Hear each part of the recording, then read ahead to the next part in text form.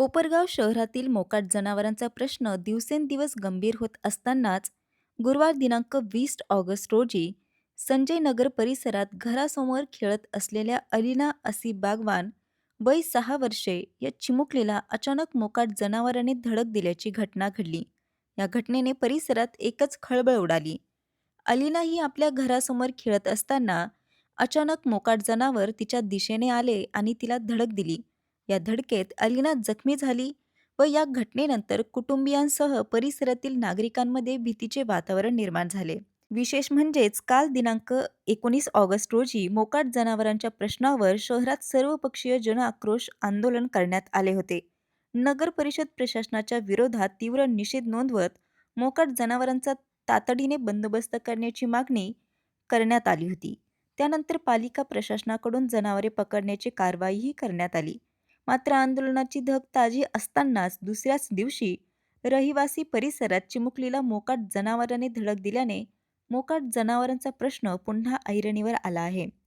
मुख्य रस्त्यांपुरता मर्यादित असलेला हा धोका आता गल्लीबोळ आणि घरांच्या परिसरापर्यंत पोहोचल्याने नागरिकांच्या सुरक्षिततेचा प्रश्न गंभीर बनला आहे.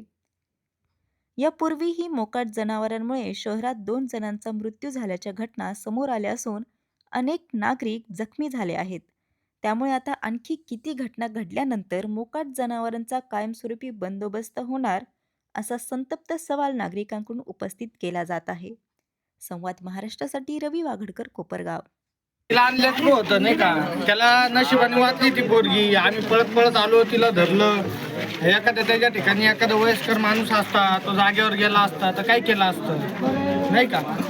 त्याच्यावर काहीतरी लवकर कारवाई केली पाहिजे. मोकाट जनावरांवर त्या पोरीच्या हाताला लागलेलं आहे, नाक फुटलेलं आहे, काही कमी जास्त झालं असतं तर याची भरपाई कोणी केली असते, हे आमचं म्हणणं आहे. बाकी काही नाही, याच्यावर लवकरात लवकर कारवाई झाली पाहिजे. परिसरामध्ये मोकाट जनावरांचा लय सुसुकट पसरलेला आहे. लहान बालक आहे, त्याचे हात फ्रॅक्चर झालेले आहे, नाकाला लागेल. पण शासनाकडून नगरपालिकेकडून आम्हाला एवढीच विनंती आहे की तुम्ही रोडवर जनावरं धरताय, ते रोडवरची निघून गल्लीबोळात घुसतात.